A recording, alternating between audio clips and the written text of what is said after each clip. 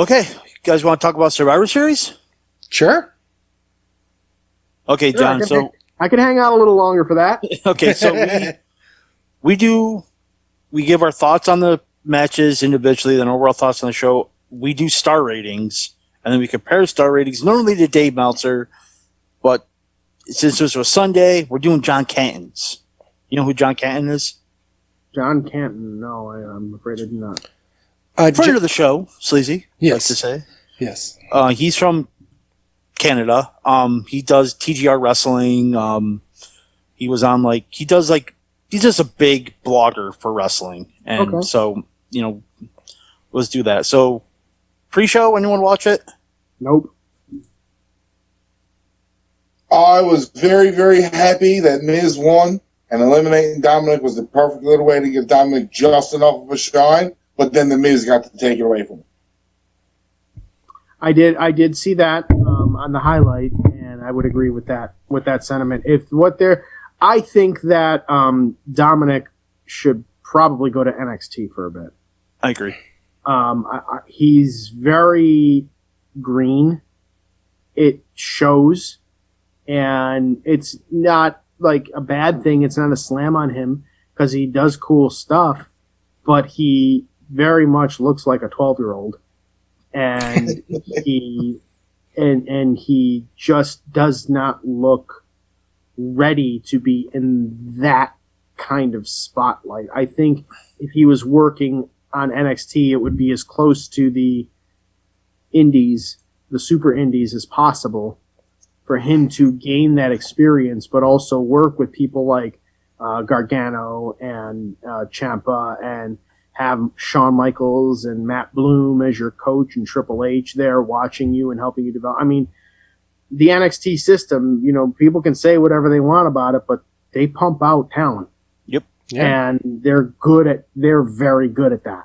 Yeah. And I think it wouldn't harm Dominic to be drafted or placed on NXT or something. Okay.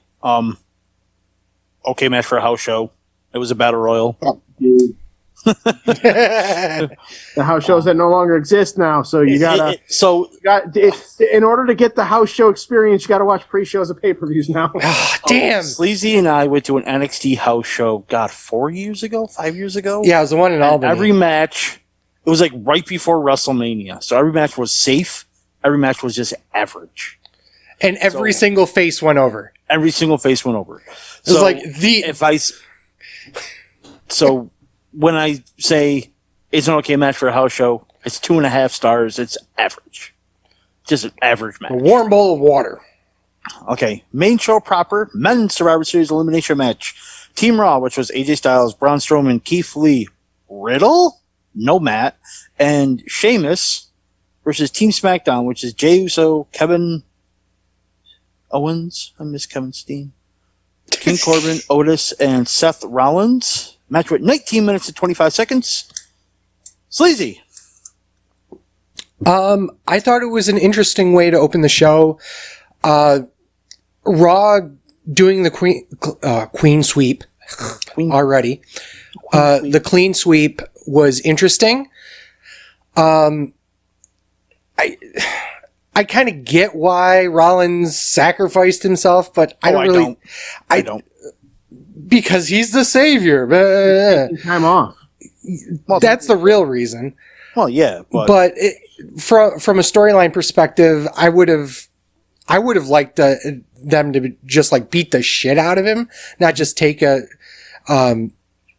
one move and call it a day. But that's just me.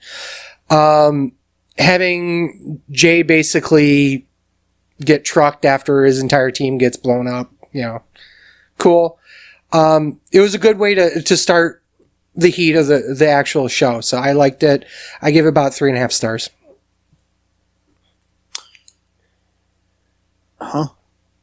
So my notes, because I do notes. I actually prepared for the show. Unlike Sleazy, who has hence the OCD producer part, and that's why he's the Hall of Famer and I'm just a bitch. Yep. You should see when we do watch-alongs. First step towards recovery is admitting there's a problem, Mike. He's been in hemorrhagic porn rehab like 4 times now. It's amazing. It's only twice. whatever. But you should see when we do watch-alongs. You know, I actually made a porn reference on a phone call that I got today. I actually posted it. When I get out of Facebook jail, I'll post a goddamn link on on Facebook tomorrow. But I had one of the robocallers call about my Amazon account, my suspicious activity of a $1,400 iPhone 11 purchase. Ooh. We're an iPhone 12 now, folks. So, you'd have thought they would have updated that script. Well, anyways, they, without spoiling it to those that may not have listened, a porn reference was made, he was so thrown off. It was, it was fun. You can check that out. The JC Money Show. On Tomorrow GearNetwork.com. At 8 a.m. on your podcast feed. The video of it is actually up right now as we speak. And by tomorrow, I mean the 25th, as of this recording. Yes. But it's up there. It's up there now. It's fun. I basically channel the Jerky Boys and, have fun with them. All right, so in my notes, I think that Rollins' sacrifice spot was stupid. Don't understand why he did it. Why didn't his team help? That makes no sense. Besides that, I thought it was well booked. Raw did Queen. I did the same thing. Yes. Raw clean swept them, and every member of Raw got an elimination. Oh, I didn't notice that. But each member of SmackDown got time to shine, so it didn't look like it was a dominant win for Raw, even though they did sweep. There was no infighting, which was like every single Survivor Series they've done in the last 4 years. 3 stars. I liked it. John agreed. 3 stars. Okay. John Canton. I'm sorry. Okay. Ryan. With Raw the next night, it made sense. But I feel like main event Jay should have got 2 or 3 eliminations before he got taken out of the match. Okay. I would share a similar sentiment to that. Although, from my perspective, the teams very, very much did not look even to begin with. So immediately, as somebody that was watching Survivor Series purely because it was advertised as the final farewell for The Undertaker, I hadn't watched much of any of the event prior to. I think the last time I watched a full WWE show was probably about 6 months ago. And I think the last time I caught any bit of WWE was the Roman Reigns Jey Uso feud, which I was actually into. And I'm kind of still into that story. Like, I'm kind of curious to see where that whole story goes. If main event Jey is actually going to be main event Jey, because I think that would be so 2020. It would be a random left field character, person to be pushed in that spot. And cousin Roman is doing his best to make that work out for him too. You can absolutely tell. There is no way. This match, I could not have cared less for. Oh, wow. It just didn't resonate with me. I think what resonated most with me was how they got everybody to on the Raw team to unite and actually team up. You know what I mean? Instead of the infighting, like Fat Man mentioned. And so that part was cool, but otherwise I really couldn't have given a shit about that match. Wow, that's interesting. Okay, moving on. We have champions versus champion match. The New Day, which are the Raw Tag Team Champions, I remember, versus the Street Profits, which are the SmackDown Tag Team Champions. Match with 13 minutes and 40 seconds. Ryan, you're the tag team wrestling enthusiast. This match and Reigns McIntyre made the pay-per-view for me. I like the flow of everything. And side note, what a fucking wasted opportunity not to turn Big E fucking heel.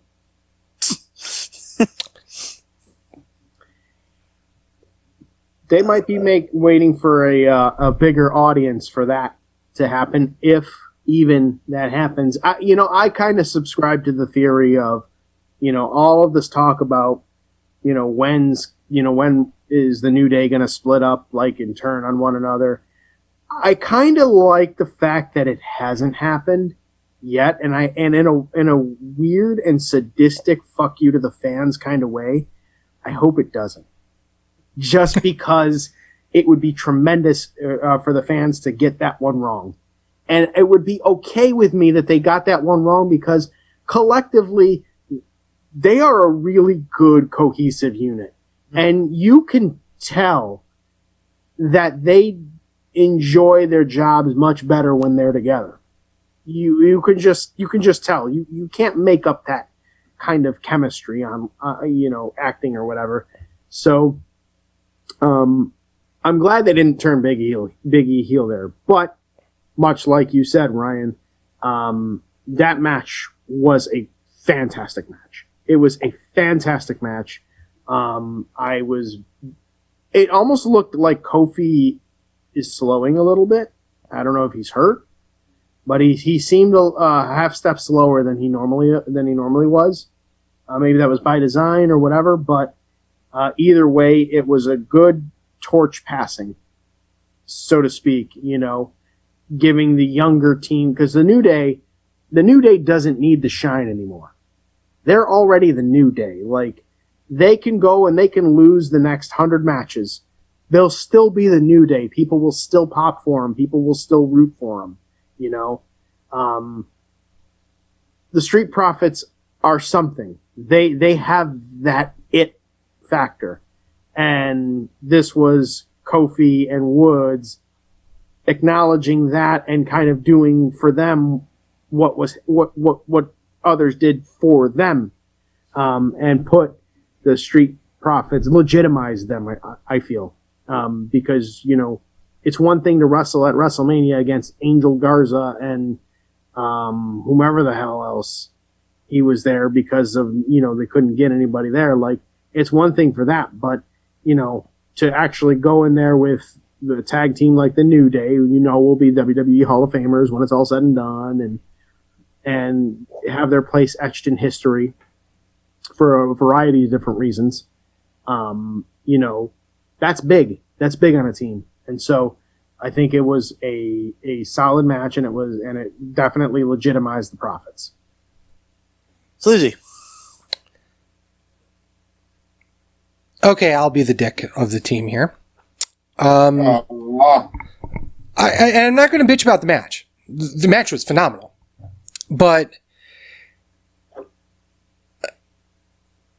I've always had this problem, and it started when Primo and Epico started holding the penny belts. When they took those two sets of beautiful belts, the World Tag Team Championship and the WWE Tag Team Championship. I'm going to stop you. I already know where you're going. Oh, you damn sure know where I'm going. Two minority teams fighting over penny belts. Yeah, I got it. The only belts that are silver, not even gold. Not even NXT belts are silver. You're reading way too much into it. I know, but it gets me. It gets to me because even though it's technically just the minorities here, but also even before that, it's always been a division that's kind of like thrown off to the side. And those belts kind of show that. As the only, I think, minority of the four here. Hey, I am Asian by insertion. Yes, but I'm a Hispanic by blood. Ryan's Canadian. He has you all. Like, I didn't even think anything of that. All I think is that the belts suck. Yeah, like, they're terrible belts. I like those belts. Like, I like the old Reggie Parks belts from the 80s and 90s. I like those. I liked the not Raw's version, but the original SmackDown version. Yep. Of the tag team belts, which was sort of like the same shape as the Reggie Parks ones, but was a little more modernized, better. Mm-hmm. I liked those tag team belts. but like the copper and silver like knighted tag team belts, I was never a fan of. Even when the Bludgeons held, I think it was the SmackDown titles. Yep. You know, Sleazy, I was not a fan. I'm not a fan of that design in general, but notwithstanding, I do think it now is at least slightly more eye appealing than just a giant WWE logo as the main plate on the two main belts for both your men and your women. Mm-hmm. Yeah, that's stupid too. And I agree with that. That's why my favorite belts are the IC belt and the US title right Boo. now. Yeah, here comes the shit. But the new IC title's trash. You know what? My favorite belt in all of wrestling history is the Intercontinental Championship to me. Mm-hmm. Yeah. Closely followed by the NWA United States Championship belt. Yes. Ooh, that's nice. The Reggie Parks Intercontinental Championship belt and the NWA United States Championship belt are the two designs of those respective championships that I absolutely love, and will love forever. And I will own. I already own the Reggie Parks one. I don't own the NWA one yet, but that's in the 2021 plans. But I don't hate the current versions of these belts. Like that like the Intercontinental one, for example. Like, that's definitely not the worst design. The one that The Rock had from 1998 all the way through 2003 or whenever, before Cody Rhodes brought back the old belt, like that, like actual, yeah, that one sucked. That one was the worst variation of them all. Mm-hmm. And that goes back to the one that Greg the Hammer Valentine destroyed after Tito Santana won it. I think I like that one better than the new one, though. The new one's cool. I really like that new United States Championship, though. I can't lie. I think that new U.S. belt's pretty dope. It's pretty decent. I feel the United States is too small on it. That's my only nitpick about it. Like, if the United States was just a little bit bigger to read that part too, I think the belt would be great. Yeah, I could see that. Yeah. But yeah, it's certainly the United States belt designs have really not been bad over the course of time, honestly. No. I mean, the WCW United States one was pretty good too, and obviously the WWE's first version of the title lasted 20 years, so and it wasn't a terrible championship either. It was like the size. It was just like a bigger version of their light heavyweight title. Yeah. Yeah. Tangent. What I thought of the tag team match. It was an okay. No, I'm kidding. I thought it was a really good match. Great action. I thought the Profits winning was the right call. 3.5 stars. Yeah, and that's the thing, is that when you have that type of passing of the torch, especially, it's absolutely needed right now. They needed that rub, I think, because currently, who have they faced? You know what I mean? You look at the Angel Garza and Andrade, and then they faced, I think, Angel Garza and Andrade, and then I think they faced Angel Garza and Andrade, and then I think they faced Angel Garza and Andrade. Hey, there was who is the one guy that was with Angel Garza at WrestleMania that the Profits won? Austin Theory. Austin Theory, that's it. What the hell happened to him? He went back to NXT. Oh, Jesus. Yeah. He got blamed for some Me Too shit, and then that was it. Oh, man. Yeah. I mean, Riddle's on the main roster. Yeah, but Riddle, I was like, nah, man. Austin Theory just kind of went away for a bit. Wait, can we forget about it, please?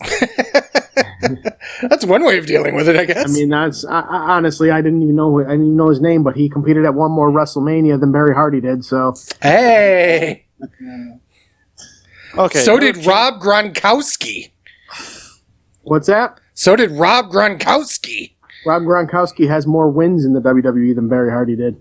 He has the same amount. He has the same amount of wins as Michael Cole.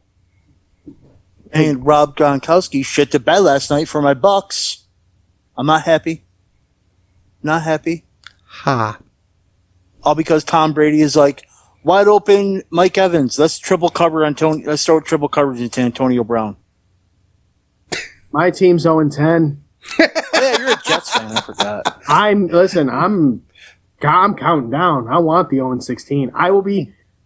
Not only do I want the 0-16 season to happen, but I also want Adam Gase, the head coach, to walk directly from the locker room after they go 0-16 all the way to Canton, Ohio to get his hideous yellow blazer, because going 0-16 should automatically qualify you for immediate entry into the Pro Football Hall of Fame.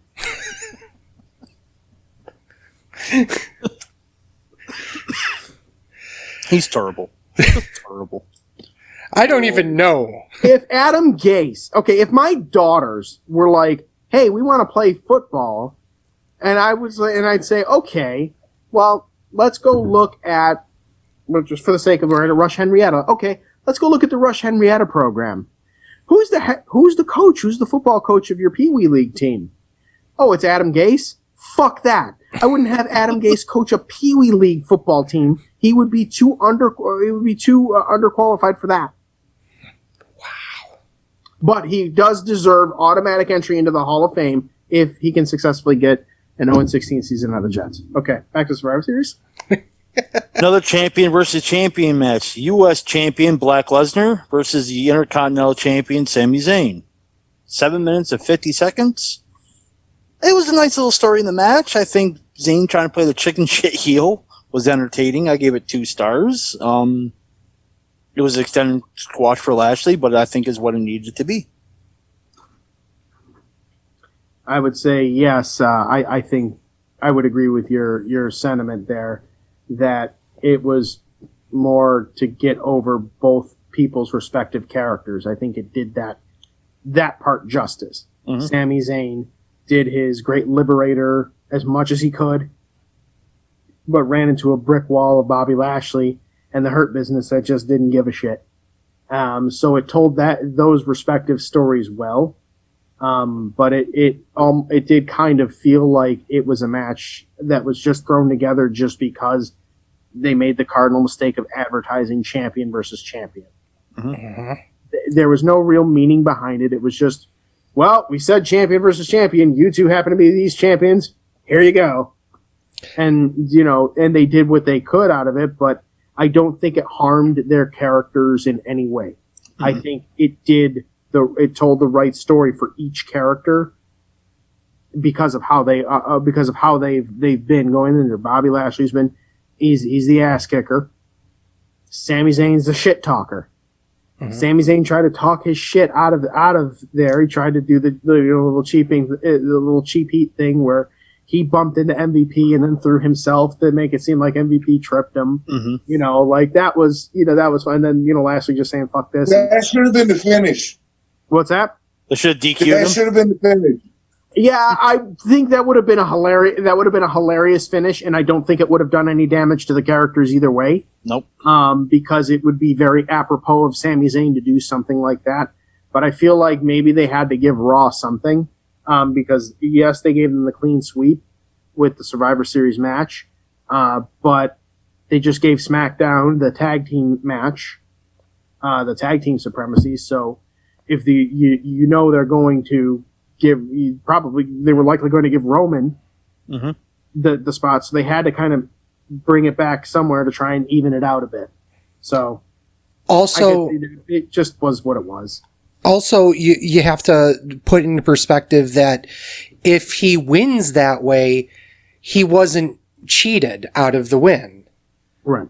So it works better that it didn't work and he gets mauled at the end. And I've always had an issue with heel versus heel matches, but for this particular match, I think it worked really well. I think if there were a live crowd, I think the Hurt Business at this point would be tweeners. Yeah, well, especially considering what they've been doing on, Raw with Retribution. Because when that first started, it was basically one heel faction versus another heel faction. Mm-hmm. And now they've shown themselves to be more of straight mercenaries, which like the APA. Yeah. And I think they've done a better job of that lately. When this first started, I didn't like it at all because it just didn't work. And once again, you're trying to get over a new faction in Retribution, especially with the way they debuted. and having them lose all the time. Well, I think when they started letting Bobby Lashley be Bobby Lashley, instead of just being this wannabe like silent Brock Lesnar destroyer character, like they actually let Lashley have some of the personality that he displayed when he was in Impact. Yeah, yeah. You know, when you top that with, you know, MVP, who is entertaining as fuck. Yeah. You know, it really wasn't until they started letting Lashley be Lashley, and then they brought Shelton Benjamin in the mix.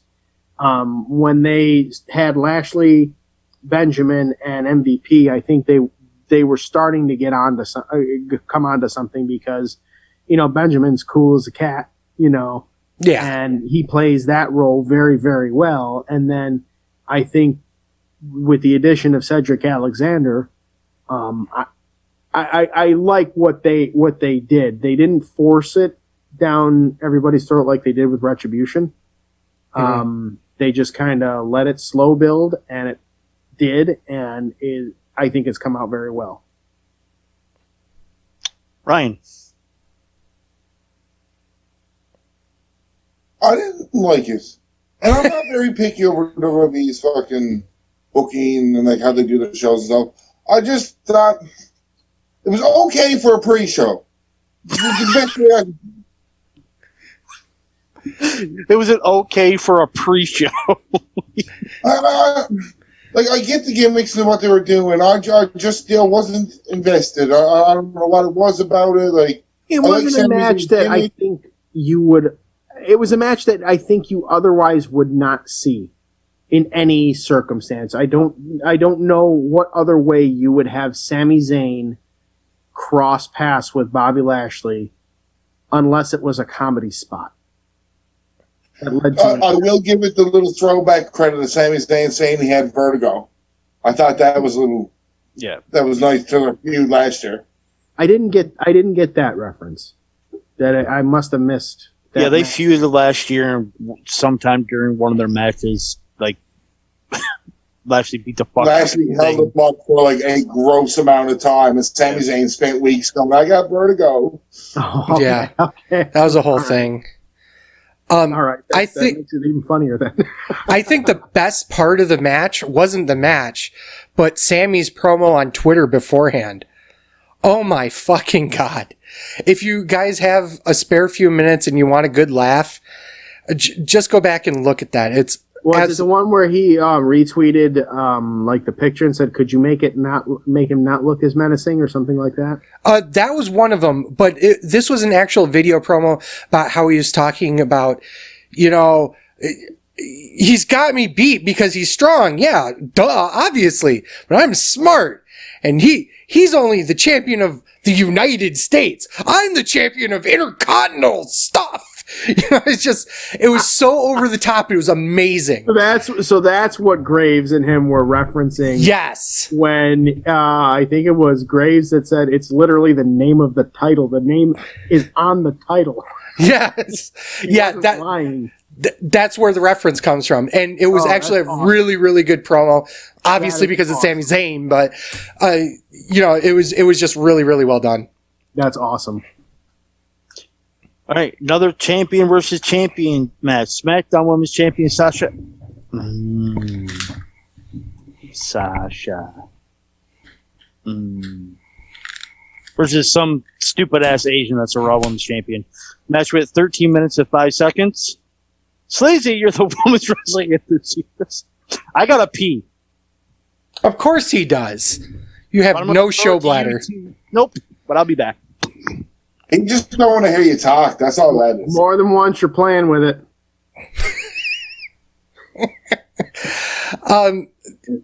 Obviously, it was a great match. They kind of first. It's your 8-year anniversary. I need another highlight. Yeah, so. It was. No, if you fuckers did scheduled commercials, you could just do scheduled commercials. Yeah, well, fuck, you know. But no. If we only had a fucking executive producer. It put commercials in for us. What you said, but shut up, Sleazy. You're welcome. Okay, anyways. I'm sorry. Go ahead. No, it's all good. The match was awesome, obviously. It was 9 stars. It would have been 10 if it were in the Tokyo Dome.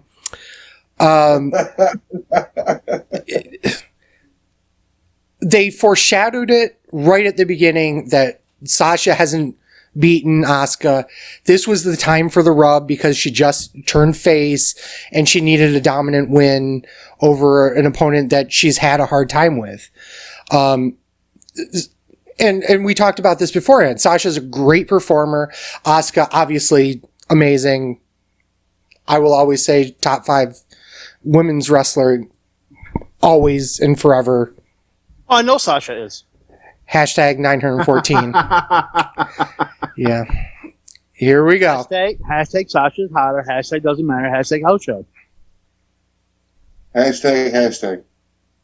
So my take on this match was, unfortunately, I did not watch the match, but I listened to it because I ate a lot of chicken wings. I had to take a shit, and it was a photo finish. So it wasn't any one of those things that I could have held off until, the other Survivor Series match. But, so I listened to the match and it sounded cool, but I was taking a shit. Oh, well. And so, cool. Sasha won. Sleazy, what'd you give it? He Nine gave it stars. 9 stars. 9 stars? 10 if it were in the Tokyo Dome. Tokyo Dome. Okay. Yeah. All right. Even with your girl losing? I'm okay with it here because it was needed. I think the right person did win. Yeah. Not the Sasha mark in me, but the right person did win. Oh, yeah, absolutely. I thought it was a great match. Like always between these two. Some callbacks, the counter and everything, because they had so many matches leading up to it. 3 3/4. I thought it was great. Yeah. Did Ryan talk about it? I never really care about it. Ryan's good. I'm gonna fucking buy a plane ticket, go to fucking Newfoundland, and punch you in the fucking ovary. Listen, I watched this match by smoking through a screen, smoking outside, but the door was glass so I could see it. So I didn't really hear much. Didn't really pay attention. What were you smoking? Fuck them bitches. I want to. Well, at least one of them. I'm not that guy to be joking like that anymore, man. Oh, I am. Sleazy's married. I'm sorry. Yes, I would. And I have a girlfriend. But I don't care. I don't care. She knows. So that's your hall pass. Uh-huh. Okay. What if he got a hall pass? That's his hall pass. I mean, Hey, I'm not knocking nobody on a hall pass. My hall pass is Alexa Bliss, and the wife's hall pass is Shawn Michaels. So wait. Hold on. You can't have Alexa. you can't claim 2 women. Yes, I can. I have bids on her, remember? Oh, yeah, you do have bids on it. I would drag my balls through 10 miles of broken glass just to have Alexa after you. John's like, what the fuck did I get into? I mean, Welcome to the wrestling show. It's Sleazy the Fat Man.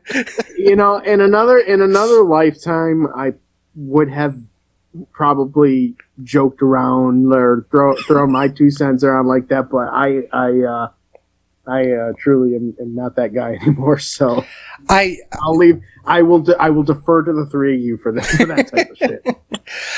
I will say that as much as we joke about, that kind of stuff here, but in all reality and all sincerity,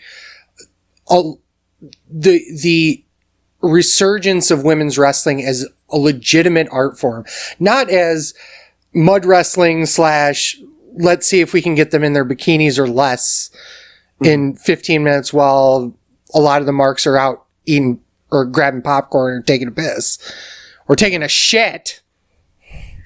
Hey, man. Smoking weed. Or smoking weed over here. What's wrong with smoking weed?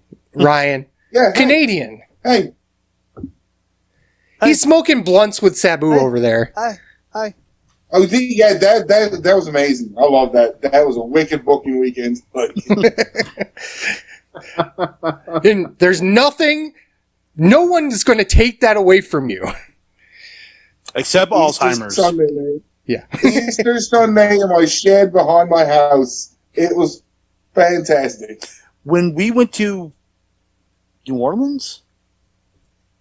It was either New Orleans or Dallas. Sabu was at Comic-Con, and I walked up to him and I go, Newfoundland shed. He started laughing his ass off. He's like, oh, so you know Ryan. He met you by name. I'm like, yeah, I know him. I'm like, he's one of my podcast buddies. He's like, really? He's like, you do a podcast with him? I go, yeah. He's like, oh, that's cool.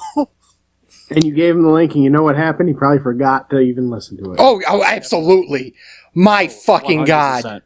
While we're on the subject, Sabu, I do want to do a quick shoot side off. His, I want to say girlfriend, if it's more than that, great, but I don't know for sure. Melissa Coates spent the last month in the hospital. She had a major blood clot in her artery in one of her legs and had to have it amputated. Shit. It's a terrible thing. There is a GoFundMe out there on Sabu's shoot page, Terry Brunk. If you guys have a spare moment, share it. If you can donate, please do so. I think they're just managee. They've been I didn't think. they've been kind of close over the last couple of years. I do know that. I don't know how close. Let's just put it that way. So after that terrible news and plug, Women's Survivor Series elimination match. Oh, so we're going further down. Okay, gotcha. Okay, before you say it yet, there's no fucking way Lana's being the sole survivor in this match. There is no way Jay Briscoe is winning the ROH World Championship. You set yourself up for it. We start watching this match. Before you even introduce everything, I gotta get it out now. We start watching this match, and look at my buddy, I go, she's either first gone or she's the last one left standing. I said the same thing after the promo. After the promo, and they were like, she doesn't see the ring at all. She just stands at the steps. I'm like, yeah, she's the sole survivor.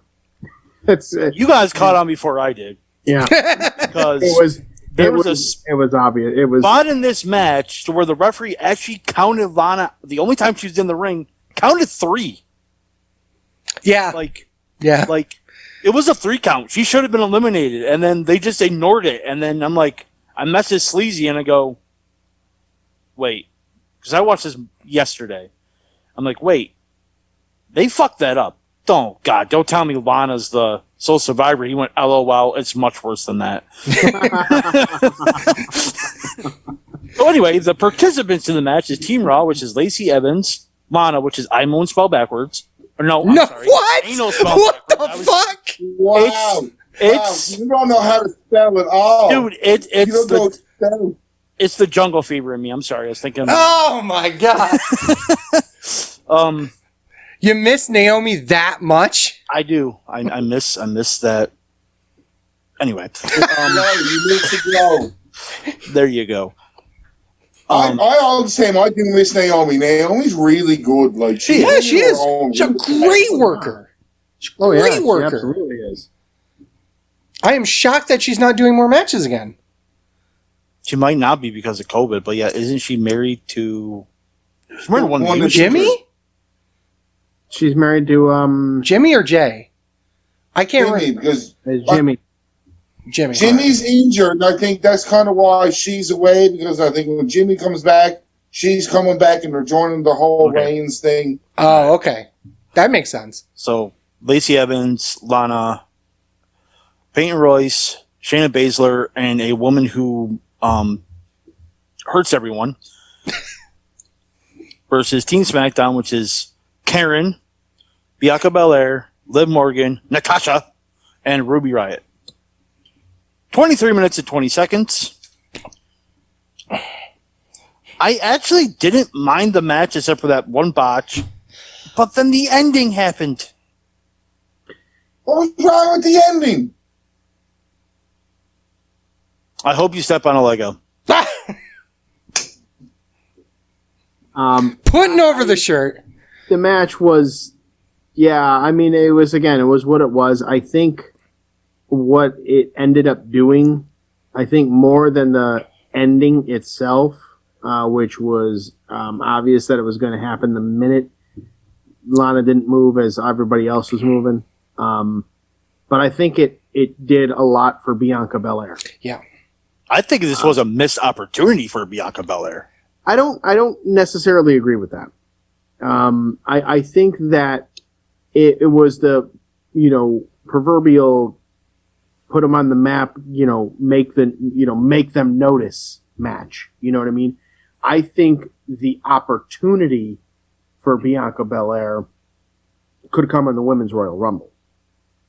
And I think that maybe this working with Nia and actually walking out of the match was probably that test. And Bianca held her own, and she made it look like she was legitimately, not scared to take it to, the bigger Nia Jax, who, typically throws people around, dominates whatever.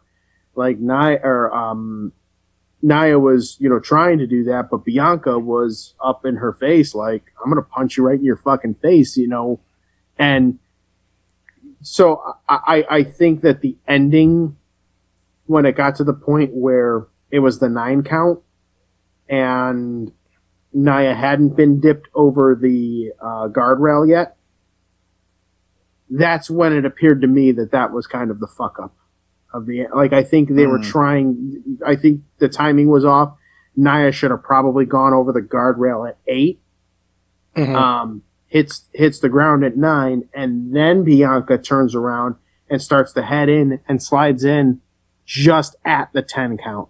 But what ended up happening was they were like a few split seconds off, and they had already counted 10 by the time got to the ring to get in.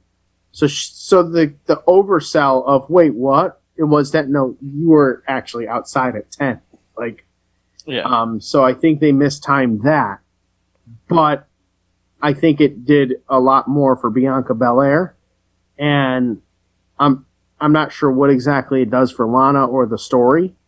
Aside from, Lana, I'm the sole survivor, I'm the sole survivor, and then she gets put through a table again. I didn't watch Raw the next Ryan night. did. No idea. But she didn't go through the table. Her and Asuka pick up a tag team victory over Shayna Baszler and Nia Jax. Blank has been the Raw tag team or the Women's Tag Team Champions. So they're going to be tag team champions with Sleazy's girl. So once again, Asuka is involved with a feud that has nothing to do with her. Well, what else does she have to do? She's the Raw Women's Champion. Yeah. Right. But what else is she? She's beating everybody. What else has she got to do? She's got a lot of challengers, even on Raw. You know who I thought came out really, really well during this match? Was actually Peyton Royce, too. Yeah, that's another one. Okay. Yep. I agree with that. Did you catch the perfect 10? Yes. Yep. Where she got up there and he's like, oh, she looks like a perfect 10 to me. I lost it. Yep. I saw that. When I heard that, I was like, I see what you did there. Well done, sir. Well done. Mm-hmm. I think if anyone came out of the match better than when they went in, it was Peyton Royce by far. Mm-hmm. I think that if you look at the Raw side of the team, I could see Peyton Royce being that challenger to Asuka. Getting like maybe an upset non-title win or something like that, and then Blank has been the Raw Women's Champion. Yeah, but what else you got? You can't do a tournament. There's not enough women on the roster that aren't doing something else. So there's not much you can do with it, but there's a way that you can kind of make it work. I'll have to take your word on that. I don't really have any plans on watching until probably around the Royal Rumble. So yeah, well, I mean, we've got another show. We got one show between now and WrestleMania, or not WrestleMania, Royal Rumble, which is TLC, right? Which is surprisingly late this year. It's the 20th. Of December? Mm-hmm. I wonder if they were waiting to see if they would be able to do fans. It might have been. As I know, it was pushed out because they didn't know where they were going to be. That's true. That's true, yeah. So, yeah. Well, anyway, I give it an okay match for a house show, 2.5 stars. So then we get the main event. Match of the night. Huh? Universal Champion Roman Reigns versus WWE Champion Drew McIntyre. So blue belt versus black belt. Yes. 24 minutes, 50 seconds. Yes, Ryan, it was easily the match of the night. I fucking loved the match. I loved it. These two went from having one of the worst matches at last year's WrestleMania to probably having the WWE match of the year. Mm-hmm. Like, it was fantastic. It wasn't.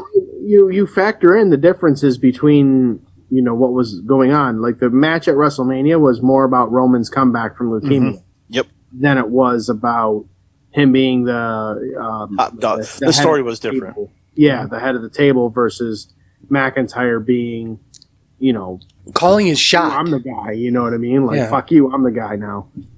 It was much different, a different style. Like, whereas they were trying to put over the feel good comeback story at WrestleMania, right here it was a legitimate, like, they gave it a big fight feel, and they were able to do that with these two in a 2-week span of time. Mm-hmm. This is, I think, the fourth year that they've done this Raw vs. SmackDown thing. And this is the third year out of the 4 that they changed the title like 2 weeks before Survivor Series. It's weird. Like, because they did it with Styles versus Jinder Mahal. Yes, Jinder Mahal. They did it with Styles and Danielson. They didn't do it last year, I don't think, and then they did it this year. It was Styles and Jinder Mahal, mm-hmm. and it was Styles and Lesnar. No, I'm talking about the title changes. Okay. Yeah, because it was Styles beat Jinder Mahal, then the year later, Styles lost it to Danielson. And then it was Danielson versus Lesnar. I think Lesnar defended the title last year against Rey Mysterio. Yeah, great. Yeah, and then this year it was the 2. Yeah, so it was. It's weird how they did it, but this match was fucking fantastic. I didn't go full blown Travis, who said like Dave Meltzer doesn't get his 5 stars on really smoking. I didn't give it 5 stars, 4.5. I thought it was really fucking good. So was it missing? What was it missing? Your mom. Drew looked like a beast in defeat. Mm-hmm. Jey Uso coming down, helping. Roman Reigns not realizing it until he sees Jey was great storytelling. And like, okay, I like that. Yeah, it was fucking fantastic. And out of the champion versus champion matches, SmackDown won 3-1. Interesting. Well, Raw won both of the Survivor Series matches and the Battle Royal. the Battle Royal, and what was the other one? The won United States title one. So technically they won it 3-3, but it was they did a good job of evenly spreading out. I think in this and more than in years past, it feels like they did a good job of telling a more even story. Right. Wasn't it, what year was it? It was 2018 where Raw clean swept? Yeah, everything. There was one, except for the pre-show, where the pre-show doesn't count. Yeah, but it was like didn't go saying with this year's pre-show counted. Yeah, because Raw won.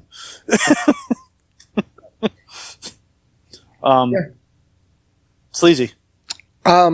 Overall, I thought the show was the best show that they've done since they started the quarantine shows. I was talking about Roman Reigns versus Drew McIntyre. Oh, okay. Well, let me talk about that. Match of the night, obviously. 4.5 stars. I agree with you. I feel like that Drew came out of it looking like a fucking badass. Mm-hmm. It took 2 spears and a guillotine choke after being super kicked and a low blow. So he looks great even in defeat. He got screwed, so it kind of protects him there. Roman gets a rub in the fact that he beat, this major threat to him. He does it in a semi-shitty way, which solidifies his heel run a little bit more, and it still makes him look badass because he won. What I'd like to see out of this, I think, would be a build-up to next year's Survivor Series, the same match with those two.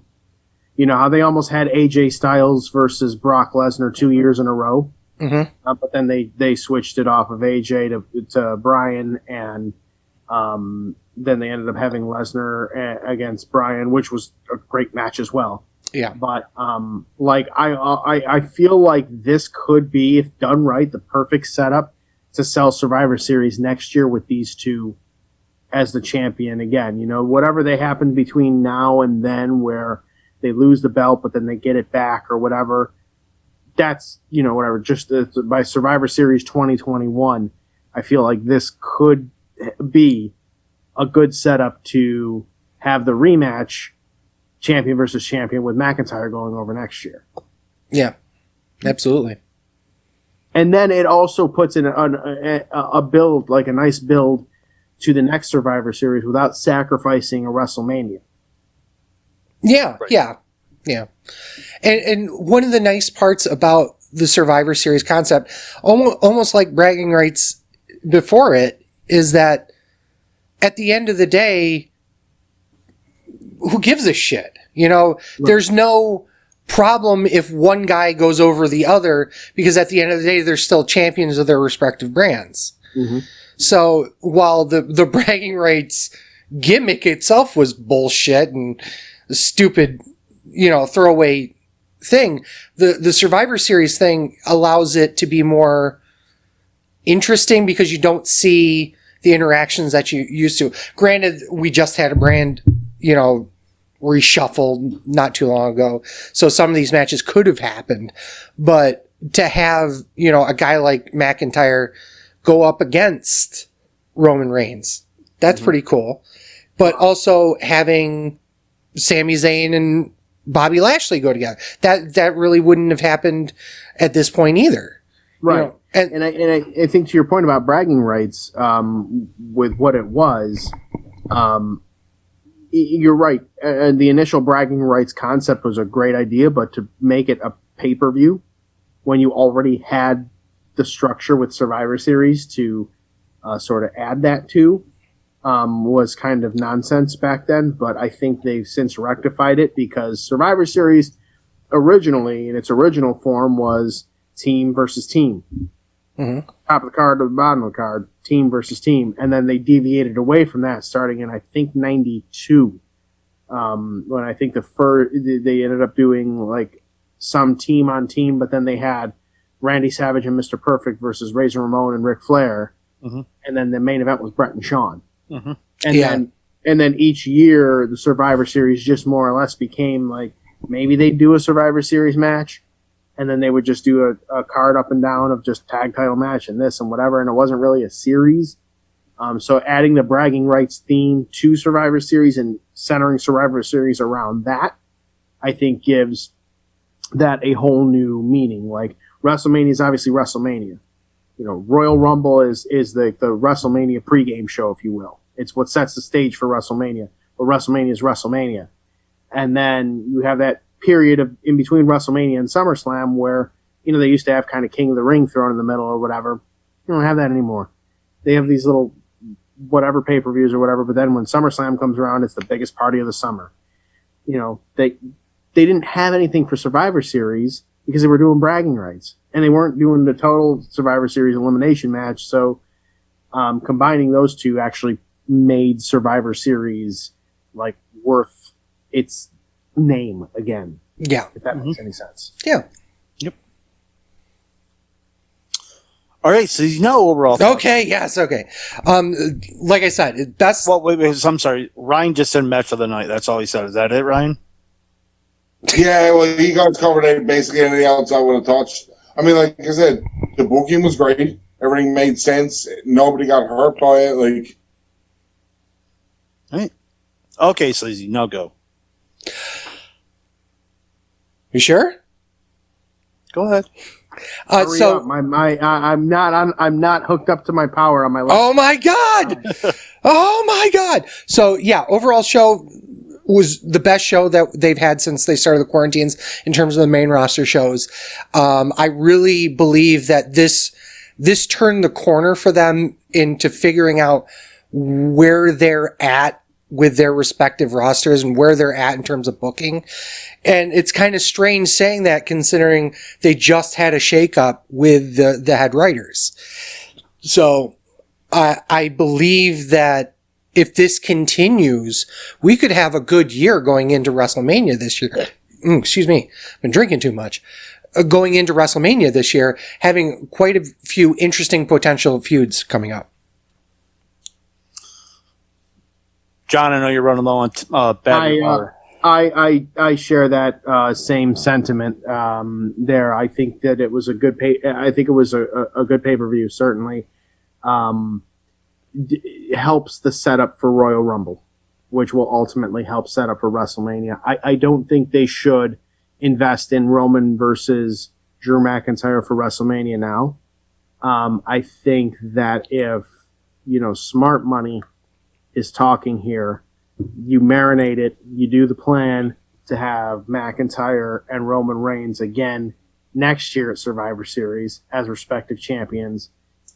McIntyre takes it this time, Roman's pissed, you build WrestleMania around that. Or Roman wins again, he's the heel, McIntyre can't get over that hump, he wins the Rumble again and decides to challenge Roman Reigns at WrestleMania. And then have that payoff where McIntyre beats Reigns at WrestleMania. I think that would be. I hope they don't rush into it and do it this year with those two. But overall, the pay-per-view itself, I thought was tremendous. Aside from the match that I apparently have to watch because I was shitting during it. This is the funny thing. We didn't even talk about the last segment of the fucking show. I would imagine there's probably good reason for that. Oh, look, I forgot. I watched the show specifically for the Undertaker send-off. And I was a little taken aback by, when they had all of his friends in the ring, right?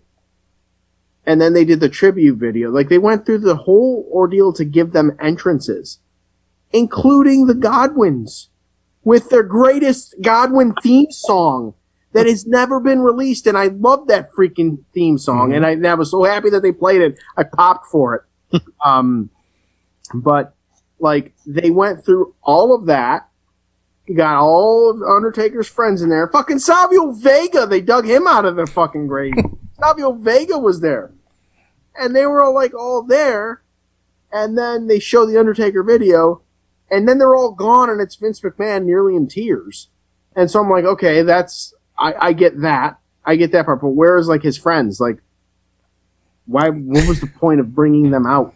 Right. If they weren't going to be there in person for his final promo, and then he does the promo, in character, which I get because, the whole story about The Undertaker was the mystique and everything, but had he kind of not spent the last year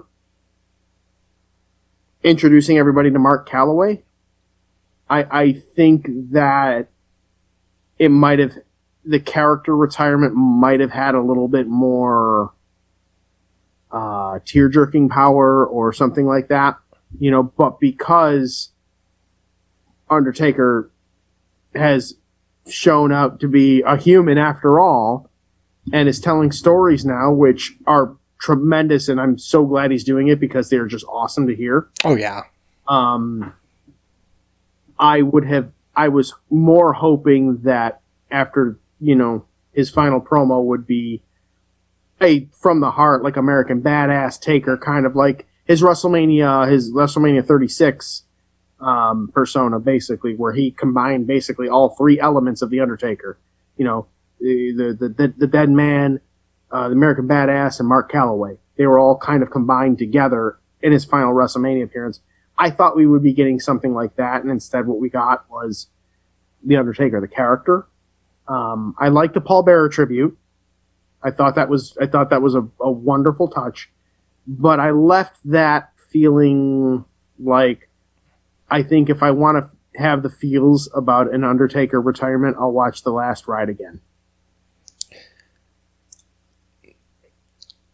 From a guy that spent his entire life idolizing the man of The Undertaker, you know, watching his career from when I was literally 5 years old, you know, watching him, 6 years old, all the way to now. And the Paul Bearer tribute notwithstanding, everyone knows, who knows me, knows that I am probably one of the biggest Paul Bearer marks in the world. I'm the biggest, you know, Bill Moody fan, you know, of every single character he's ever done has been always, you know, touched me. My character in wrestling is partially based off of Paul Bearer. You know, they've had so much of an effect on me personally as well as professionally, because a lot of Taker's matches got me through a dark time in my life after my father died. You know, so the feelings I have about Undertaker, and Fat Man will tell you, you know, if I'm in a live show and Undertaker's coming out, I'm standing up, I'm not saying a word. Dick out, fully rocked, with a microscope and tweezers, jerking it off. That too. But in all honesty, he's had more of an effect on me professionally and personally than any other professional wrestler ever. So Piper for me, I get it. Yeah. So to come into this show and seeing that, first of all, haha, nice rib on Glenn Jacobs. Everyone comes out in a suit and he just walks out in fucking full gear and is like, fuck you guys. Not notwithstanding, it was one of the most lackluster send-offs I probably have ever seen in the professional wrestling industry. And part of me feels like that was intentional. Mainly for a couple of different reasons. Number one, my heart of hearts believes that he'll never work a real match again. There's no way. He's 55. But I could see him doing something similar to what he did with Cena at 34. Yeah, the one we were at. Yeah, but I couldn't remember if it was 33 or 34. Where he just comes in, chokeslam, tombstone, whatever. I could see him doing that one more time. Number two, he didn't do something that he's done once before, and from a man who's been in the business for 30 years, he's a old school motherfucker. He didn't leave his shit in the ring. Mm. That was one thing that stood out to me too. That, but also what he said at the end of Broken Skull Sessions. Yeah, where he sort of gave the whole "I'm content" kind of thing, but sort of left out there. I don't remember the exact verbiage he used. The passion's still there. Right. So I thought about it afterward, and I thought that maybe this was just to kind of put the 30 years to the day spin on that event. And I think maybe they're waiting and hoping for when they can have an arena full of people again to give him that official, come in, that's it, tombstone, one final WrestleMania moment with everybody in full chanting, "Thank you, Taker, thank you, Taker." I think if Survivor Series had happened in front of a regular arena, I think it would have had a different feel. Yeah, absolutely. Actual crowd pouring emotion there, it would have been very visual on his face, because you can't replicate that with television screens and fake sound. Right. And You can't replicate that. And I will say this, that had they had done that and had they had promoted that, I would have flown anywhere in the country to have seen that. Mhm. Some asshole scalper was getting a couple of grand out of my fucking bank account so I could see that. Just beer. Because from a personal, like I said, from a personal and professional standpoint, that means so much to me. You know, I was lucky enough to see the last, victory in a streak with CM Punk. For your Yeah, we did. and I'm gonna have to drop off after this, but Mhm. I hope that for your sake you get the opportunity either to see that or to talk to him. Like I had the opportunity to actually have a phone conversation with Roddy Piper in 2008. Wow. And it was like, I'm not somebody that really displays emotions unless it's, about my kids or something like that very well. But, I had the opportunity. He was working at this place called, Northeast Wrestling. The promoter of, Next Era Wrestling out here, was actually going there to work that show. I couldn't go with him because I couldn't find a replacement at work.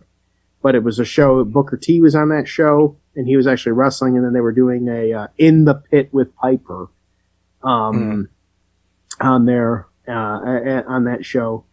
And Johnny Swift is his name. He actually called me.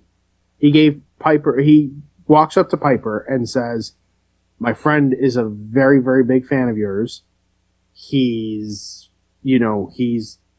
called you his Babe Ruth, his wrestling Babe Ruth. I kind of want to surprise him with a phone call. Do you think you might be able to, talk to him?" And he was like, "Sure, hell yeah, call him." Well, he calls me, and I'm thinking, anybody that calls me, that knows me, they call me, I don't fucking answer the phone. You could text me, you know what I mean? So I looked at that fucking same thing. I was just like, I'm at work, and I know he's probably gonna fucking, talk. Oh man, Piper's cool, blah blah blah, and I don't want to fucking hear that shit. So I ignored it. It goes to voicemail. And I get a voicemail. Swift doesn't ever leave voicemails. He'll call, and then if I goes to voicemail, he'll just shoot a text. But a voicemail popped up, so I listened.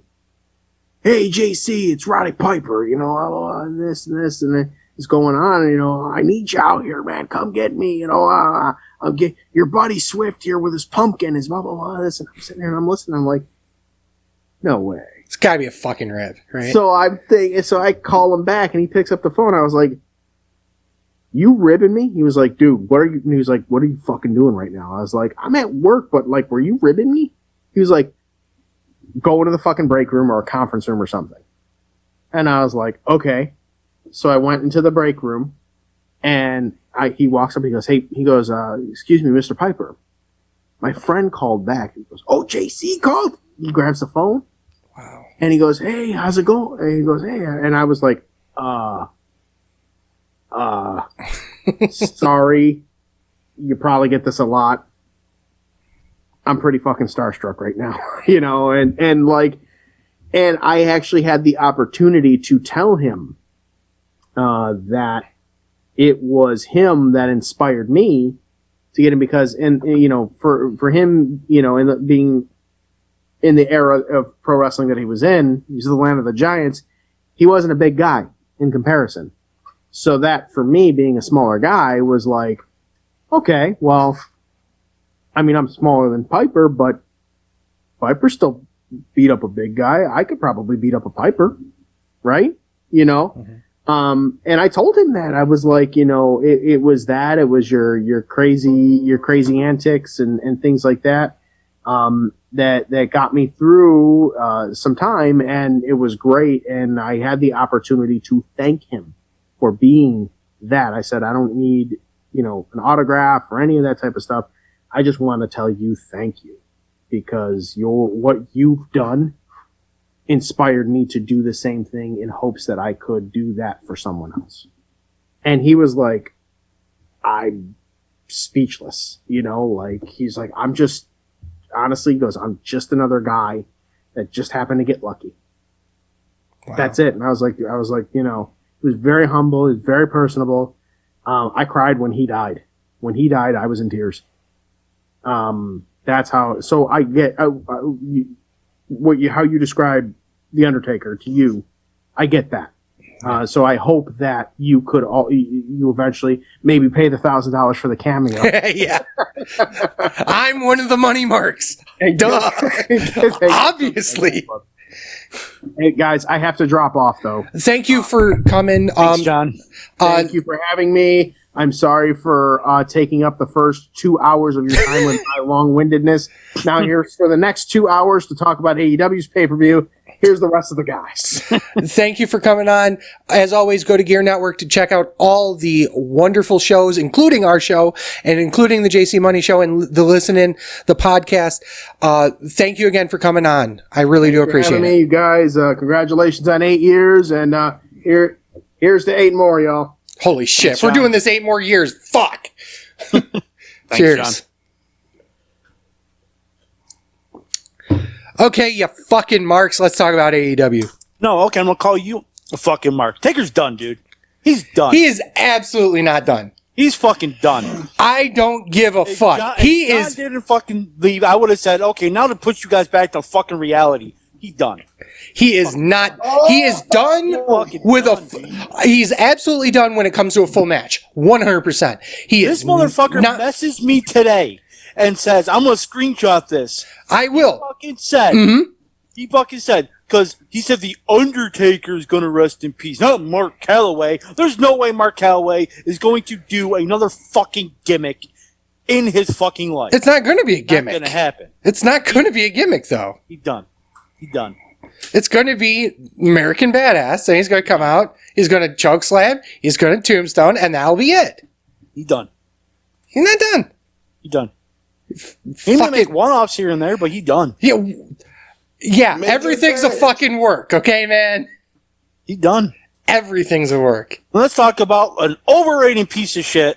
Yes. Yes, I do want this. I didn't know I needed this in my life. 2 hours and 40 minutes to talk about. I got news and rumors, which I will save for next show because we are running late. We are way late, but so I will do those news and rumors. At least I got them. We'll talk about them. Yeah. Full Gear, February, November 7th. My mother's birthday, by the way. Ryan's just fucking gone. Oh, I see him. Oh, there he is. Ryan's here. Ryan's going for a cigarette. Yeah, a cigarette. Okay, so show opens up with the tournament final for the number one contendership for the, I don't know why I put that quotation marks. For the AEW. The actual real thing. For the number one contendership for the AEW Championship. Kenny Omega versus Adam Page. The match went 16 minutes and 25 seconds. Fuck Dave Meltzer gave it 4.5 stars. What? Ryan. People said Ryan. So, I feel like even with the little amount of fans there, and it was a good match, it wasn't a 4.5 or a 4.25 star match. I mean, I would add 3 this, and you know how much I hate picking on star and giving star ratings. I would have said 3 at least. You put that in a stadium with X thousands of 20 and 30,000 amount of people, that gets a better rating because the atmosphere is there, but I wouldn't go 4. Another reason why I think Dave Meltzer, it's all over this fucking show. I gave it 3.5. So, a full star rating less. I thought it was a really good match. Both men had a sense of urgency, and it didn't go as long as I thought it would because it's AEW. Like to have 30-minute matches. But I thought it was a good thing. I still thought it was just a really good match. It was still a really good match, but 3.5 stars. It was a good match. You're absolutely right, and you're absolutely right on the rating. You're going to hear over the course of this show one thing. Fuck Dave. Yep. And fuck Dave Meltzer. Sleazy's really good at that. I get a lot of practice. Yeah. Not as much as Dave, though. Jesus Christ. Yeah, like I when I saw his star ratings, I was like, are you fucking kidding me? All right, so we all agree it was a really good match, but it wasn't fucking epic like fuck Dave Meltzer says. Orange Cassidy versus John Silver, match went 9 minutes and 40 seconds. Fuck Dave Meltzer gave it 3.5 stars. Sleazy. It was nice. It was a nice, cool match, but For a pre-show. I mean, yeah, it would have been a great pre-show match. And don't get me wrong, I love Orange Cassidy. I love the gimmick. I also really enjoy John Silver, but this match wasn't. That was pre-show. It wasn't a super amazing match. It wasn't a bad. I'd give it 2.5 stars. It was okay. Comedy match for the first half, series for the second. It was an okay match for a house show, 2.5 stars. But no, we're not doing a house show. Remember, it's an okay match for the pre-show now. No, you can't change our gimmick. Fuck off. House shows don't exist. It's like, remember how you have the save button be like the floppy disk, even though the floppy disks don't exist anymore? That's the same thing now. Yeah. What's a house show? You wouldn't understand. Okay, fair enough. AEW TNT Championship. Cody Rhodes now. We got the Rhodes name get back. I'm glad for him. Wrong kid. With all due respect, wow.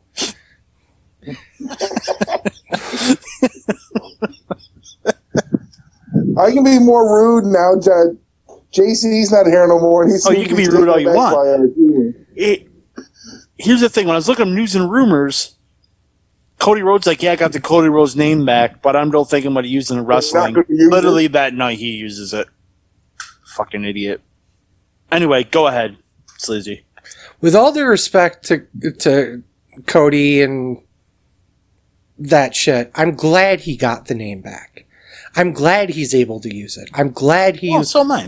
You know, that was a piece of his legacy that he deserved to have. Because at the end of the day, it is his name. Mm-hmm. Even though it's not his name, it is his name. Mm-hmm. That being said, Meltzer probably gave this 5.5 stars. He's out of his fucking mind. It was, and once again, I like Darby Allin, you know, or Mr. Allen, or All In. Excuse me, I fucked up my own gimmick. Mr. All In.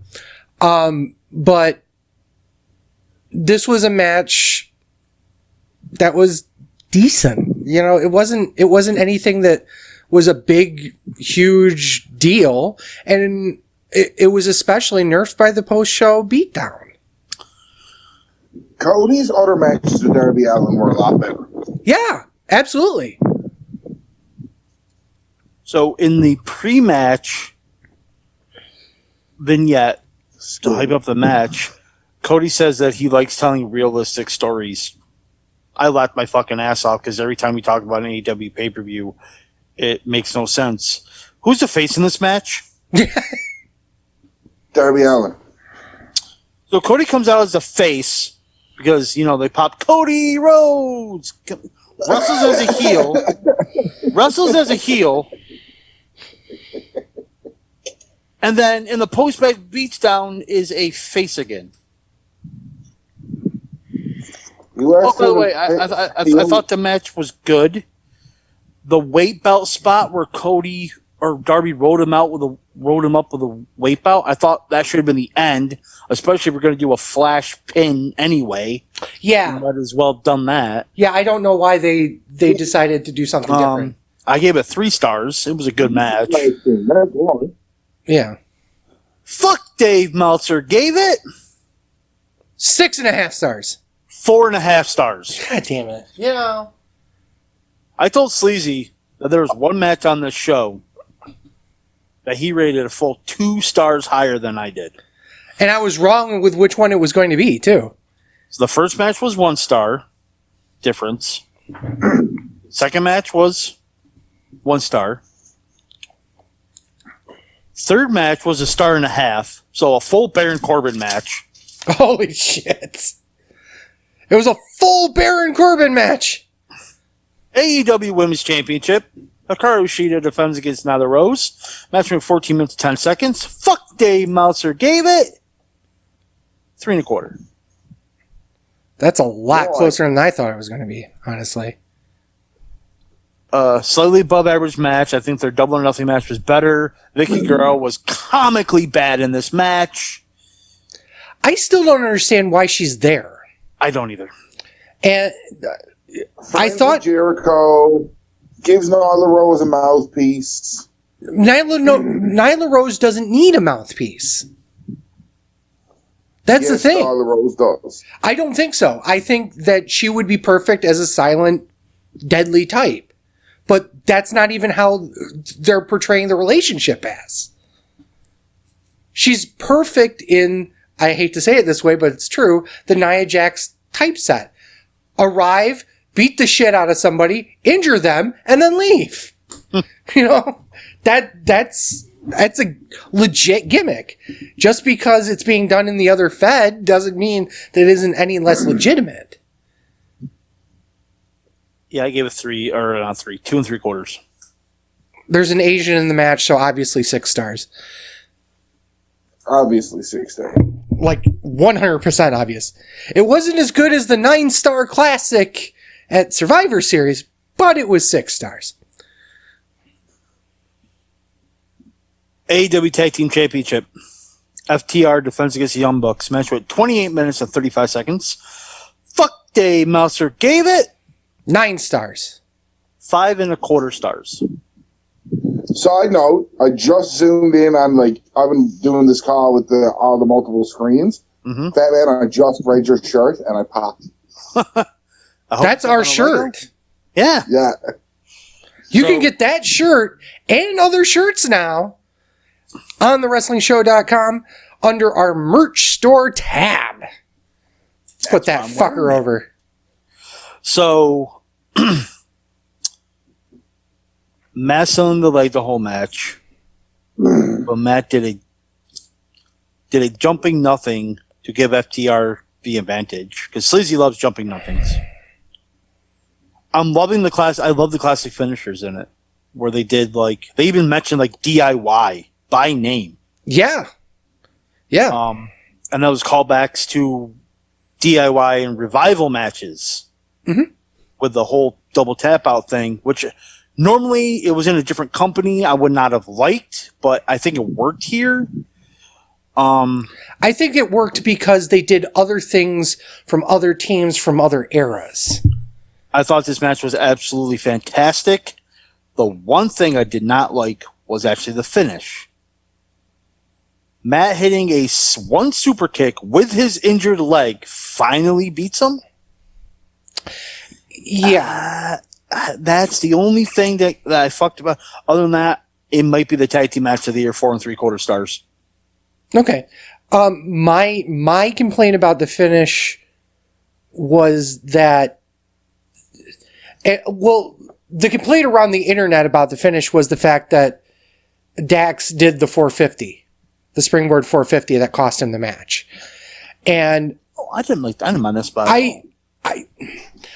I'm kind of on the fence with it, mainly because if they did more desperate, it didn't justify the desperation, if that makes any sense. I have to do something that they would have done to try and beat them. That's really not what happened there. They did it just because they could show off and say, well, I can do a springboard 450. You know what I mean? And their hubris caught them. I think if they framed it more of, I gotta do something to stop the best tag team in the fucking world, I think it would have come off better. And I think the having him lose by a super kick actually would have been worse had he rather rolled him up instead. I think it would have been better. Me too. I think he should have done the 450, missed it, and then rolled him up. Yes, that's how I think I would have booked it, honestly. Mm-hmm. But what the fuck do I know? What the fuck do you mean, though? Sleazy, what was your rating? Oh, 4.5 stars. Ryan, you're the tag team wrestling enthusiast. I honestly was disappointed in this match because I think it could have been a lot better than what it was. I don't know if the injury was legitimate or not, and that kind of forced its way into it. And I think the wrong team went over. It was stupid when they were like, "Oh, we won't challenge for the tag belts again." I think they shouldn't have put that stipulation on it, and they should have lost FTR first. And FTR got the first win of the trilogy that they're going to do. Okay, that makes sense. Do you feel like they pulled the trigger too early on this? Yes. I felt that way Bucks too. said in the interview, I did too. The Bucks said in the interview that they didn't want the belts for another year, and Tony Khan was like, "No, you're getting the belts. I want to put them on you soon." I just think that's an example. It's an example of a money mark doing something for his friends that shouldn't have been done, but they only did it for the pop, but there was no pop because you didn't have a big crowd. Right. Yeah. Here's the other thing about it that kind of throws me through a loop is that why didn't you finish the show with this? This was the big build up to, honestly, the only major dream match in the company right now. You have to close the show with this. You have to close the show with that. Even if it's the You first, had to close the show with the I Quit match. and that's my complaint though, is that they shouldn't have done that. They shouldn't have had that match and the Bucks revival match. They're trying to sell pay-per-views, Lizzie. Yeah, but you don't do both. Well, they did. I know. That's my complaint. That's my complaint about it. And it goes back to, well, what do you do? Well, they did both. Yeah. When's their next show? Speaking of complaining, Elite Deletion match. Now, what is your problem with the Elite Deletion match? Fuck ye! In my notes, I said, this was nowhere near as bad as the stupid-ass Broken Universe shit. I didn't mind this at all. I didn't rate it because it wasn't really a thing, but I actually did not mind this. It wasn't as hokey. It wasn't as stupid as the other shit. It was more realistic. Was it? And then Sleazy marked out for Gangrel. Yes, I did. I absolutely did. I marked out for Gangrel. I marked out for Greg Helms in multiple situations. I marked out for the whole. Where were you guys? Like, you're supposed to save me. He's like, oh, I had to actually come to AEW for us to pay this off. Yeah. That I did. I thought it was funny. I didn't mind this at all. That's what they call long-term booking. There's a lot of little bits in there and that I really enjoyed. What I didn't enjoy about the match was the finish. The finish was too much. I mean, like, realistically, just think about what it was. Like, the finish is perfect for that kind of match.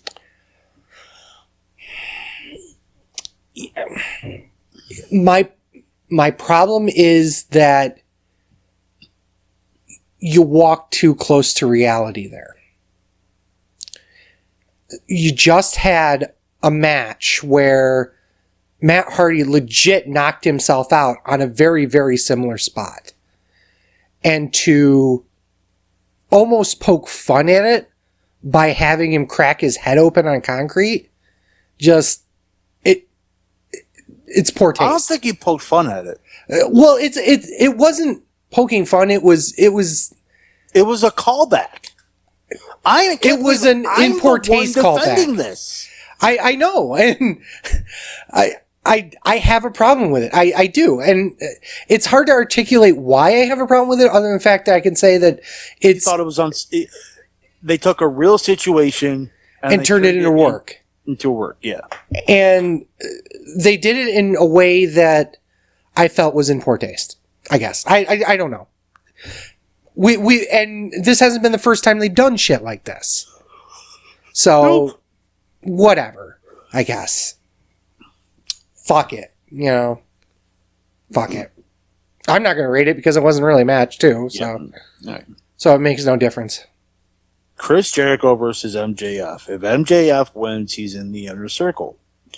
16 minutes and 12 seconds. Fuck Dave Meltzer gave this 3.5 stars. Was this the 2 stars over? Yes, it fucking was. Yeah. Why should I care about 2 heels fighting each other when one of the heels, if he wins, joins a heel faction? Why should I care? So here's the great difference. And then they hug after the match like it was all planned. It wasn't, but it's like they hug in the match doing it, and then they do a stupid ass fucking Vegas thing on fucking Dynamite. While COVID's happening.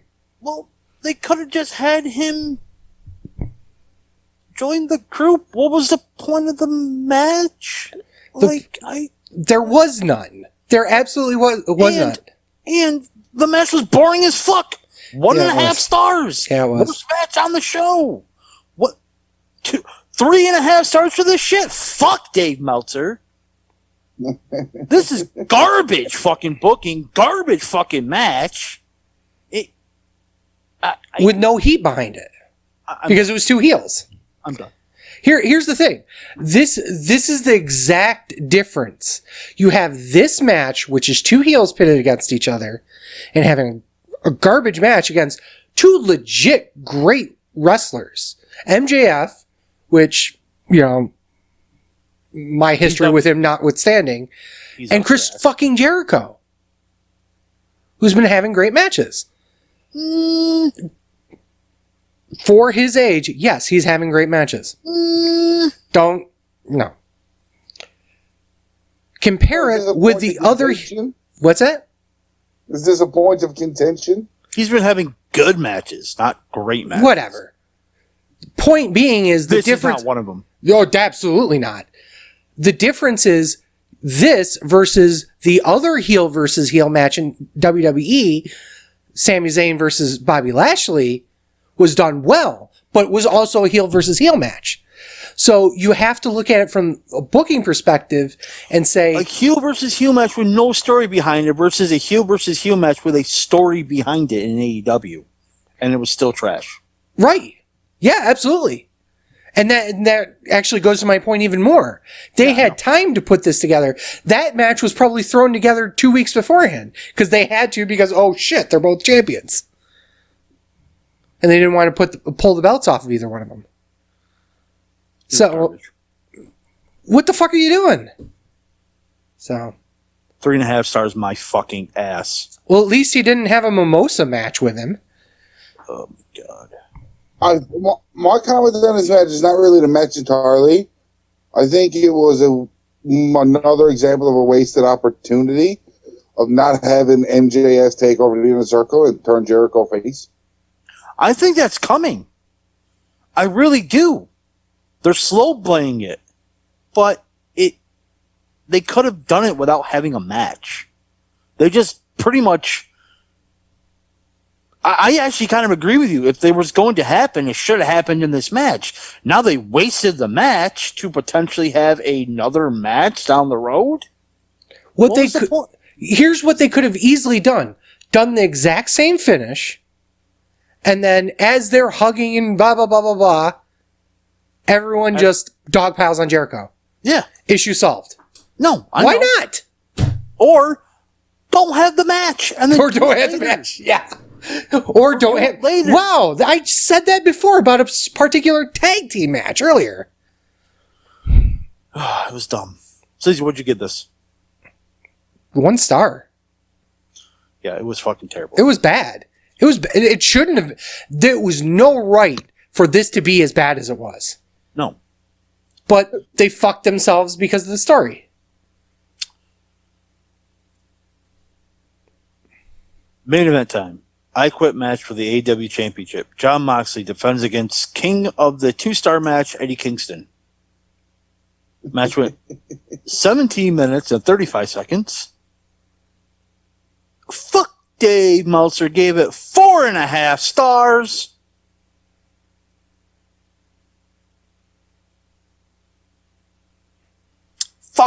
you. That's all I'm Didn't saying. like the match. Fuck you. Actually, I thought the match was good. I thought it was a good match. Was it 2 stars? No, it was a good match. It was the king of the 2-star match had a bigger match than 2 stars. Apparently. I'm not sleazy. 2 stars match was fucking awesome. 4.5 stars on match was shit. I gave it 3 stars. I thought it was a good match. That's it. Nothing really special to write home out. I'm glad to see someone actually say I quit in an I quit match.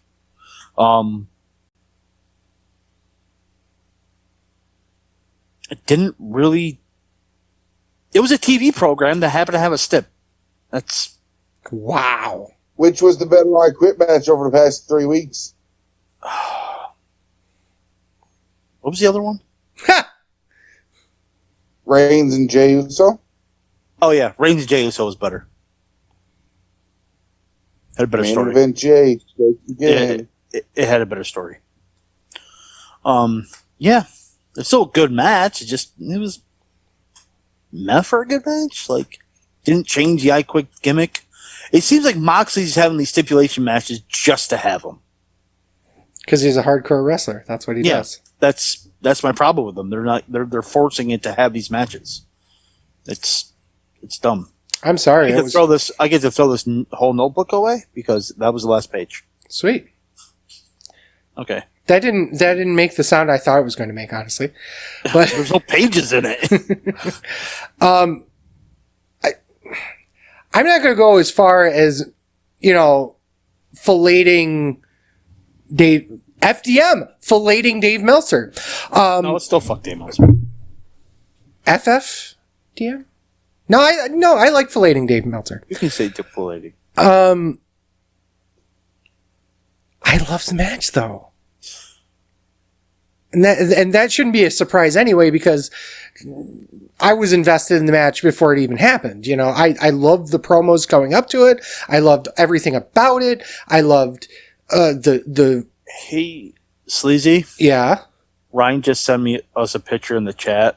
TheWrestlingShow.com has expired. Really? Yep. I just updated that. Our domain broker server may be able to get it for you. Side note though, I get what you're saying, Sleazy. Everything about that feud, like the program, has been fantastic. Oh no, the promos were actually really good. Yeah. They just forced the I Quit stipulation because ... just to have it. I'm going to have to look at that. I don't know why that did that. So I'll look into that before the night's up. But yeah. So I was I've watched Eddie Kingston's career up to this point. I know Fat Man's not a huge fan of him, but I am. And his matches haven't always been the greatest. His promos have been. I always loved his promos, but his matches haven't always been the greatest, especially when he was working in Chikara. But this match, I loved it. Wow. Yeah, go fuck yourself. There's at least 2 Chikara marks on this show right now, so you're out of line, sir. You're out of line. Who Calm the fuck down, Fat fucking Man. loves Chikara? Anywho. Which doesn't exist anymore, by the way. I know. But this match tied up almost a career. If you look at this from the perspective of, fuck, this could be Eddie Kingston's last match ever, I think he should retire after it because it's perfect. It's a perfect ending to his story. But they didn't give you one indication that was going to happen. No, I understand that, but I'm saying that in the fact that the booking up to that point and the promos up to that point were giving a sense of personalism that was lacking in pretty much every feud in AEW up to this point. This is true. And But it wasn't personal enough to have an I Quit match, though. I disagree. Because, and once again, this goes back to the whole, You got to do your work first. You had to follow these guys throughout their whole career to get the story, which is stupid for a weekly TV show. when you are trying to put something like that together, you don't need to follow their entire career. They told everything you needed to know over the few weeks of Dynamite leading up to it. Still does not justify an I Quit match. It does. It does because they justified the level of violence that was needed. Nope. And they used it properly to blow off the feud. Right. Program is done between the two of them now. Yeah, there is what an I-Quit match should be. Yeah. Eddie Kingston's never challenging for that title again. It's not WWE. He will not challenge for that title while it's around Moxley's waist. Because this is as definitive of a loss he could possibly have had.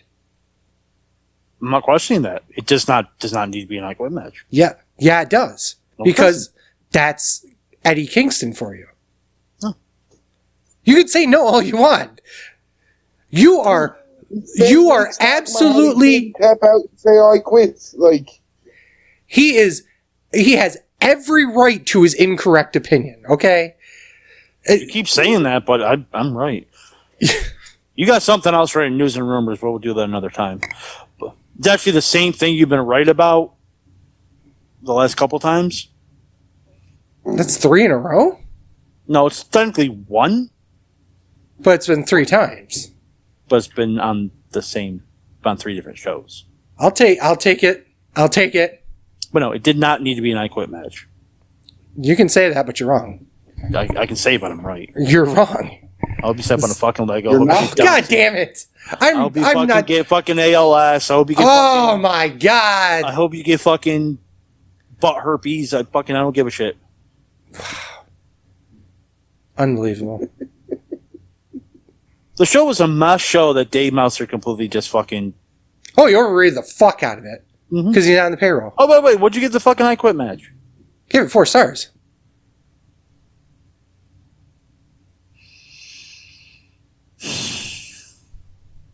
You knew that was coming after I just talked it up. You overrated Yeah, fuck you. piece of motherfucking donkey shit. You're not even good as cow shit. like- You're donkey shit.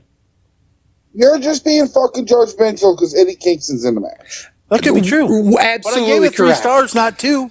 Well, here's the other thing. He's not a fan of Moxley either. I like Moxley. I just don't understand why he needs to have hardcore matches to have them. That's my problem. Like, Because he's John Moxley. yeah, but that's not the point. The point is, oh, hey, But I know he's you only from had years 2. ago. Let's have an I Quit match. Okay, cool, sweet. That was the feud. He's got a pregnant wife at home. Yeah, so let's keep having hardcore matches so he can't, grow up with his kid. He's a fucking idiot. I love Moxley. I do. It's just there's no logic behind the matches. That's my problem. So it's every AEW show we've ever talked about. In a The nutshell. booking is bad. The matches are good, the booking's bad. That's the good booking's bad. Okay. So pretty much everyone's thought on this was it was a decent show that Dave Meltzer sucked off. Overrated. Yeah. Yeah, not only overrated, Like significantly. significantly overrated. I can't grab my notebook now. The but there's only one that he didn't overrate was Hikaru Yeah, he did. Shida versus what? Nyla Rose.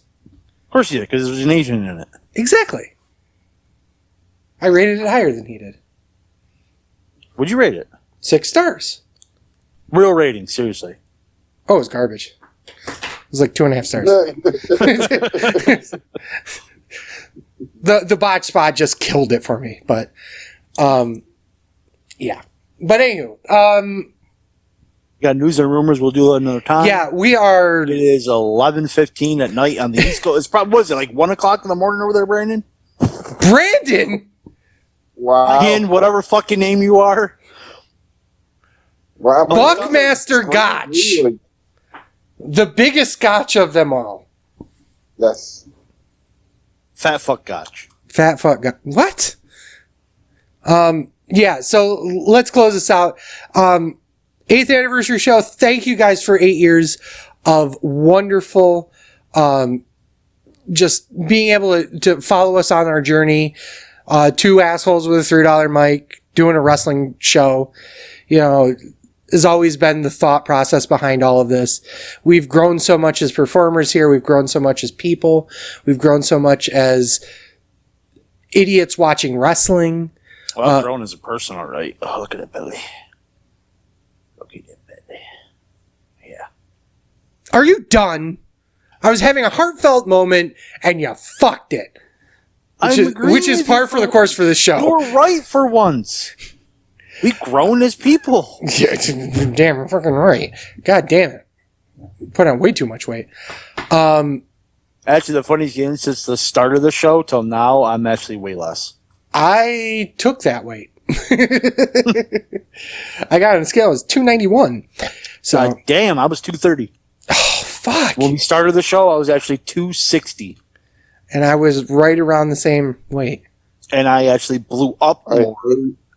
And then I had I this. hate the building.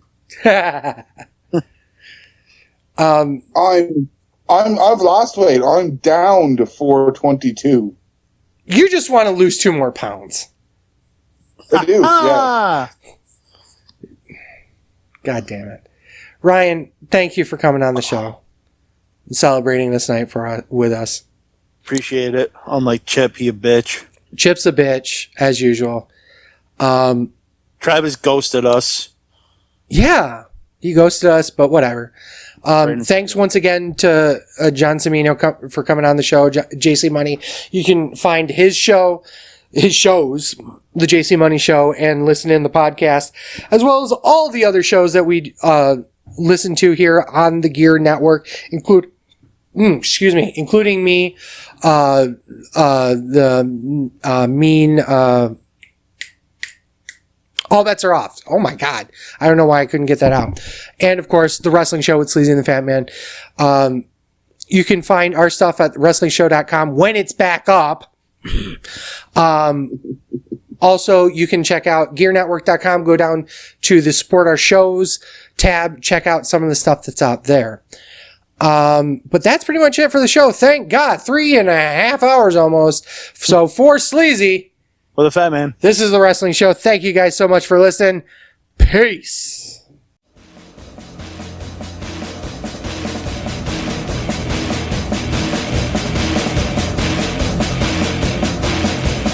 I'm a truth that you seem to run from. I'm an army of one. I'm a clip in your gun.